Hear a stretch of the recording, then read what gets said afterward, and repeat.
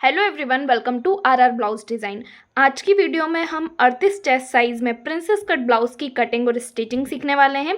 यहाँ पे मैंने पूरा मेजरमेंट लेके लिख लिया है। जो मेरा 38 चेस्ट साइज़ है वो मेरा फुल बस्ट है। अपर बस्ट यहाँ पे मेरा 37 इंच है।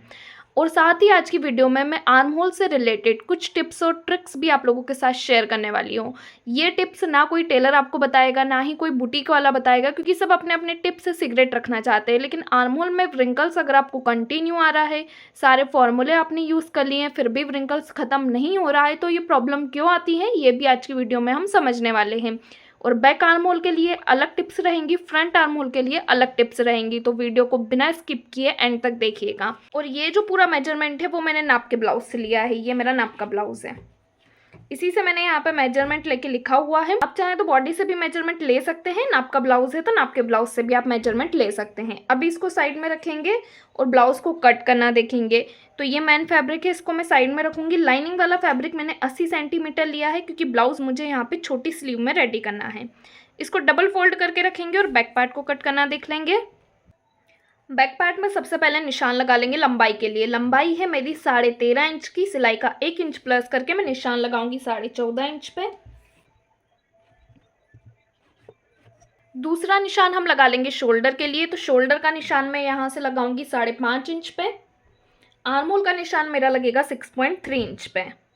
6 के बाद 3 लाइन और। शोल्डर से आर्म होल वाली लाइन को मिलाएंगे और चेस्ट लाइन को भी स्ट्रेट कर लेंगे।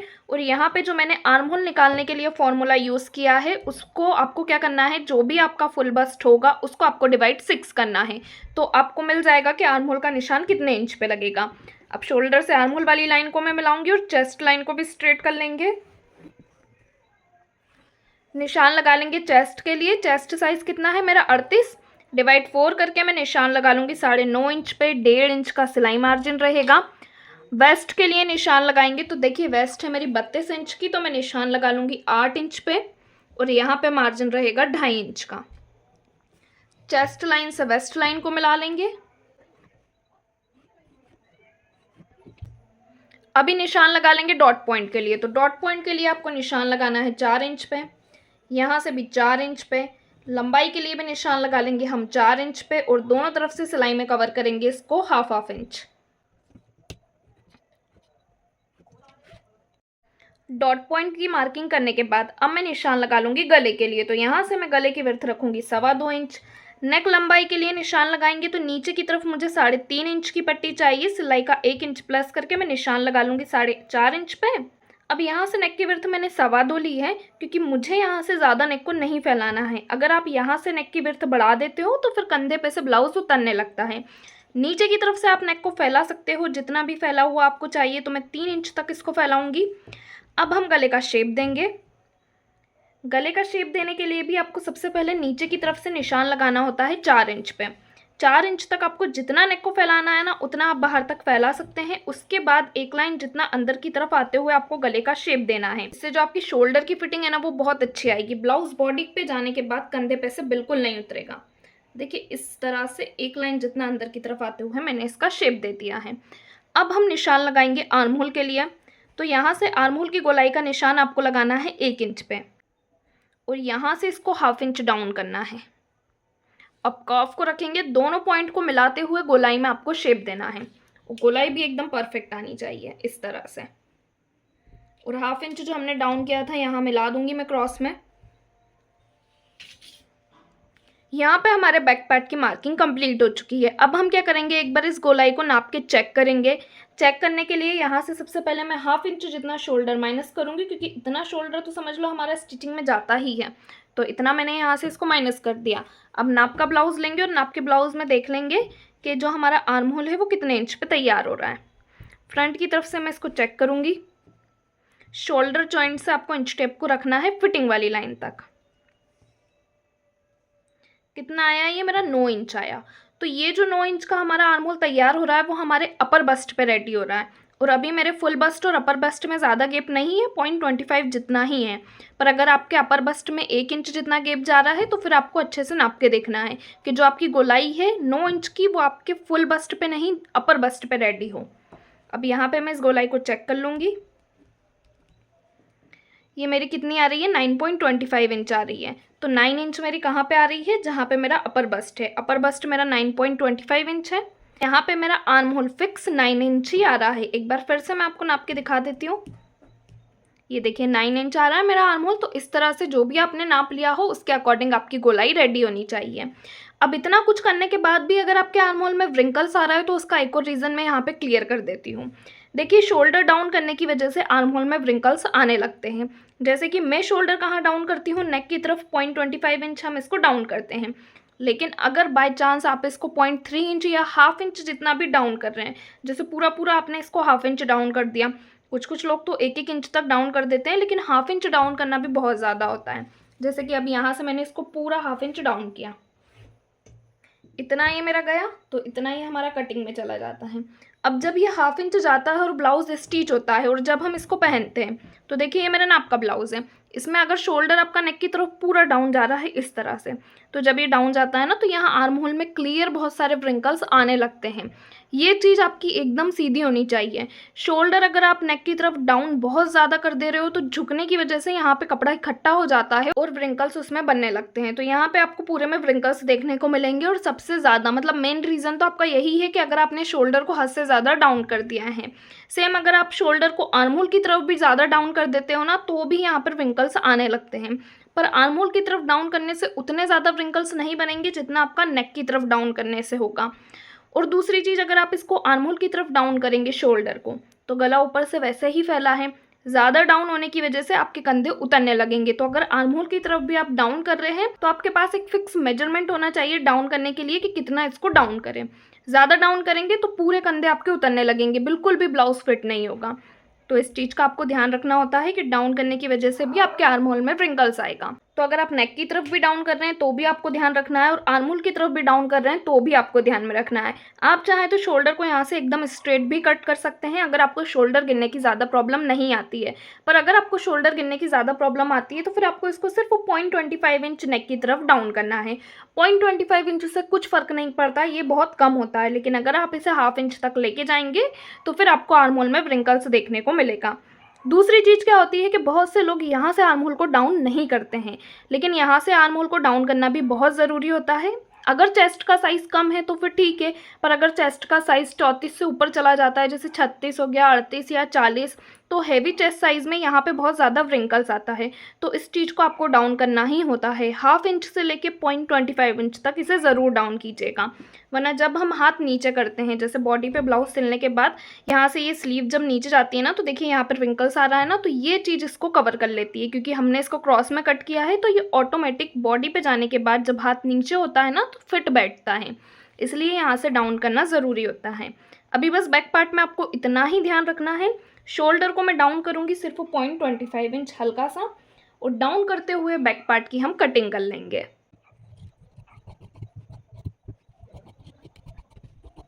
बैक पार्ट की कटिंग हो गई है, इसको साइड में रखेंगे और फ्रंट को कट करना देखेंगे। फ्रंट को कट करने के लिए लाइनिंग वाले फैब्रिक का दूसरा वाला साइड में डबल फोल्ड करके रख लूँगी।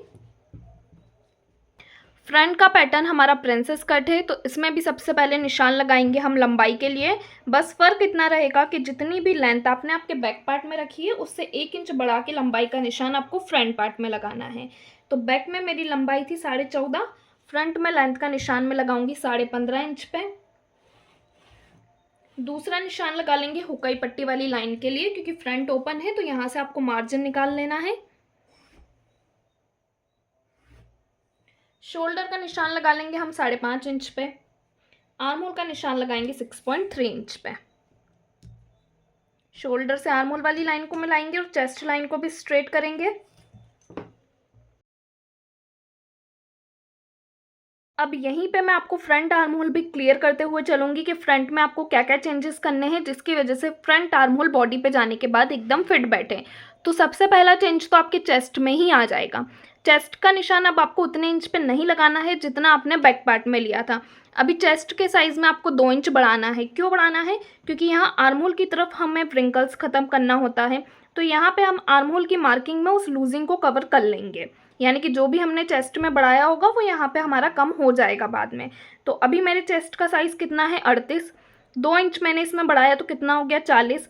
बढ़ाने के बाद जो भी आपके चेस्ट का साइज़ आएगा ना, उसको आपको डिवाइड 4 करना है। तो 40 को डिवाइड 4 किया तो मेरा कितना आया, 10 इंच।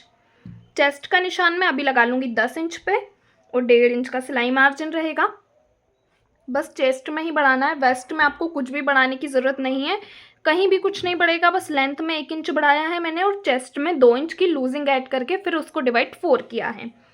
अभी वेस्ट का निशान हम नहीं लगाएंगे, डायरेक्ट हम निशान लगा लेंगे आर्म होल के लिए। तो बैक पार्ट में आर्म होल की गोलाई हमने 1 इंच से दी थी, फ्रंट पार्ट में आपको देनी है 0.75 इंच से। शोल्डर से आर्म होल वाली लाइन का एक सेंटर निकालना है, सेंटर से 0.25 इंच अंदर की तरफ आते हुए आर्म होल की गोलाई देनी है। देखो इस तरह से मैं अंदर आई। अब कर्व को रखते हुए इसका शेप देंगे, निशान लगा लेंगे गले के लिए। तो नेक की विड्थ कितनी रखी है हमने, 2.25 इंच, तो यहाँ से मैं निशान लगा लूँगी 2.25 इंच पे। नेक लंबाई के लिए मैं निशान लगाऊंगी 7 इंच पे। फ्रंट का नेक मेरा स्वीट हार्ट नेक रहेगा, तो यहाँ से 3 इंच तक मैं इसको फैलाते हुए गले का शेप दूंगी। गले का शेप देने के बाद इसको 0.25 इंच डाउन कर देंगे नेक की तरफ।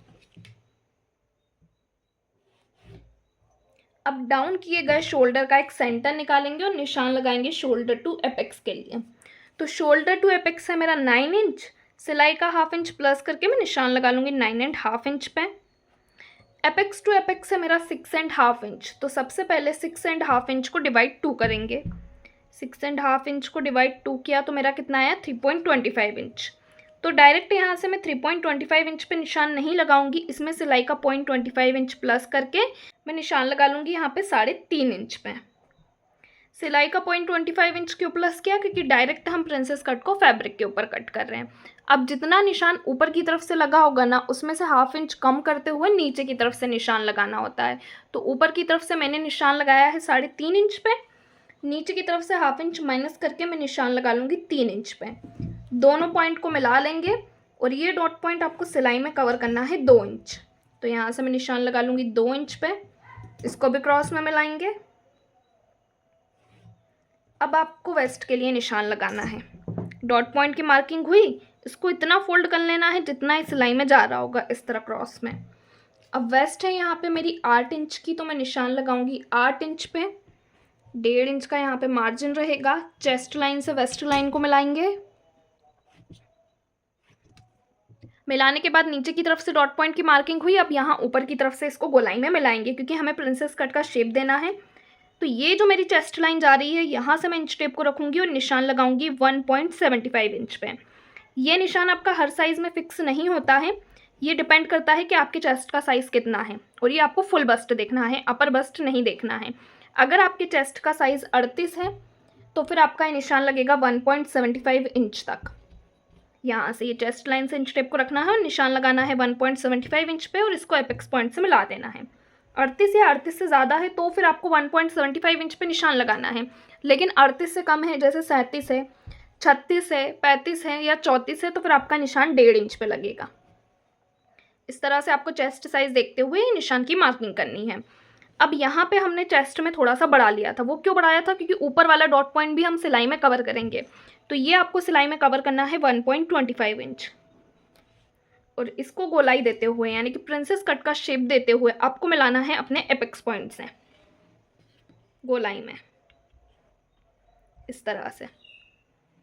कितना कवर किया मैंने इसको सिलाई में, ये बीच में जो हमारा गैप आ रहा है ये पूरा सिलाई में जाएगा 1.25 जितना। उसके बाद भी हमारा आर्म होल छोटा नहीं होगा, क्योंकि चेस्ट में हमने बढ़ा के ही निशान लगाया है। अब सेंटर से शेप देंगे, तो कर्व को मैं सेंटर में रखूँगी और वापस गोलाई में शेप ड्रॉ कर लेंगे, इस तरह से। नीचे की तरफ से शेप देंगे, तो यहाँ पे आपको कर्व को रखना है और मिला देना है इसको। प्रिंसेस कट की मार्किंग मेरी कंप्लीट हो चुकी है। अब ऊपर वाली दोनों डॉट की लाइनों को, नीचे वाली दोनों डॉट की लाइनों को, ये बीच में हमारा एपेक्स पॉइंट है, इसके ऊपर की दोनों डॉट की लाइन और नीचे की दोनों डॉट की लाइन आपको नापना है और चेक करना है। जैसे यहाँ पे फर्स्ट वाली मेरी कितने इंच पे रेडी हो रही है, 5.6 इंच पे। दूसरी जहाँ भी 5.6 इंच पे आ रही होगी वहाँ पे मैं निशान लगा लूँगी, क्योंकि ना तो ये दोनों लाइनें बराबर आती हैं ना नीचे वाली बराबर आती हैं, आपको इनको बराबर करना होता है। अब जैसे हमने बैक पार्ट में 1/2 इंच यहाँ से डाउन किया था आर्म होल को, यहाँ भी मैं डाउन करूँगी, इन दोनों पॉइंट को मिलाएंगे और यहाँ पे हम बना लेंगे एक नया आर्म होल। अब नीचे वाली दोनों डॉट की लाइनों को नापेंगे। फर्स्ट मेरा रेडी हुआ 5.6 इंच पे, दूसरा जहाँ भी हो रहा होगा वहाँ पे मैं निशान लगा लूँगी। इतना गैप आ रहा है। अब इसको हमें मिलाना होगा क्रॉस में, तो 1 इंच लंबाई हमने बढ़ाई थी फ्रंट पार्ट में, अब वो लंबाई हम यहाँ पे कम कर देंगे। कम यहाँ पीछे की तरफ से होगी और आगे की तरफ से होगी। तो सबसे पहले मैं आगे की तरफ से निशान लगा लूँगी 1 इंच पे। इसको क्रॉस में मिलाएंगे फर्स्ट वाले डॉट की लाइन से। अब पीछे की तरफ से 1 इंच माइनस करेंगे तो यहाँ से मैं निशान लगाऊंगी और इसको मिला देंगे दूसरे वाले डॉट से। इस तरह से आपको 1 इंच लंबाई माइनस करनी है। और ये जो हमने नया आर्म होल बनाया है, अगर आप फर्स्ट टाइम वीडियो देख रहे हैं तो ये आपको कंफ्यूजिंग लग सकता है, लेकिन अगर आप इस मेथड से कटिंग करेंगे प्रिंसेस कट की तो आर्म होल में आपको व्रिंकल्स देखने को नहीं मिलेगा। एक बार ज़रूर ट्राई कीजिएगा इस तरह नया आर्म होल बना के। अब हम मार्जिन लेंगे, तो 0.25 इंच कपड़ा हमारा सिलाई में यहाँ से कवर होगा और 0.25 इंच यहाँ का हमारा कवर होगा, क्योंकि डायरेक्ट हमने प्रिंसेस कट को फैब्रिक के ऊपर कट किया है। फर्मे के ऊपर कट करते हैं तो पहले हम उसे फैब्रिक के ऊपर रखते हैं और फिर इसमें मार्जिन ऐड करते हैं। अभी हमने मार्जिन पहले ही ले लिया है 0.25 इंच का और 0.25 इंच का, तो हाफ इंच जितना कपड़ा आपको यहाँ से बढ़ा लेना है। यहाँ से मैं हाफ इंच जितना मार्जिन निकाल लूँगी। पीछे की तरफ से आप इस तरह बढ़ा सकते हैं। ये देखिए यहाँ पे मैंने बढ़ा लिया है। अब मैं अपना बैक पार्ट लूँगी और बैक पार्ट और फ्रंट पार्ट वाली दोनों फिटिंग की लाइनों को भी यहाँ पे चेक कर लेंगे। आर्म होल के ऊपर आर्म होल जमाएंगे और यहाँ से इसको चेक करना है। बैक मेरा हल्का सा बढ़ा जा रहा है तो फ्रंट को भी मैं बढ़ा लूँगी। अब दोनों पार्ट एकदम बराबर आ रहे हैं। बराबर करने के बाद ही आपको इसको कट करना है, तो फिटिंग आपकी बिल्कुल बराबर आएगी। फ्रंट की भी कटिंग कर लेंगे।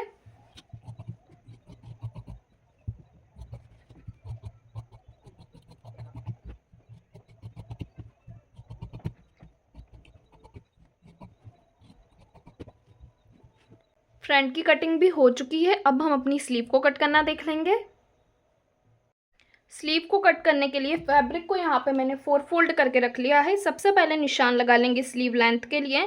स्लीव लेंथ है मेरी 4.5 इंच, सिलाई का 1 इंच प्लस करके मैं निशान लगा लूँगी 5.5 इंच पे। दूसरा निशान लगा लेंगे आर्म होल वाली लाइन का, तो ये निशान मैं लगाऊंगी 2.5 इंच पे और इस लाइन को भी स्ट्रेट करेंगे। अब हम निशान लगा लेंगे आर्म होल गोलाई के लिए, तो आर्म होल गोलाई आपको नापनी है आपके फुल बस्ट तक।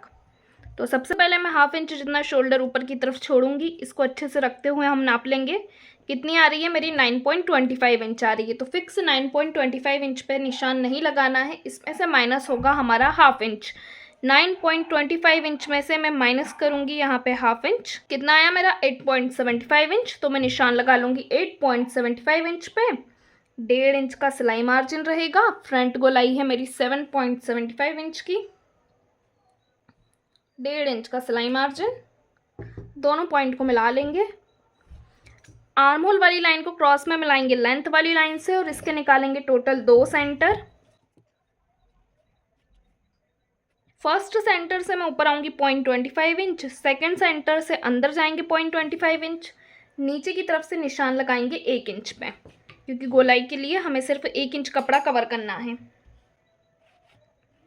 मार्जिन वाली लाइन से भी 1 लाइन जितना आपको अंदर की तरफ आना है। इसे कट करेंगे। स्लीव के सेंटर पे कट लगा लेंगे और इसको ओपन करके रखेंगे। ये जो हमने सेंटर निकाला है, अब इससे ऊपर आएंगे हाफ इंच। फर्स्ट वाले सेंटर से 0.25 इंच अंदर जाना है। जो हमने हाफ इंच का निशान लगाया था उससे मिलाते हुए फ्रंट पार्ट के लिए गोलाई देंगे। कटिंग हमारी हो चुकी है। ब्लाउज को स्टिच करना देख लेंगे।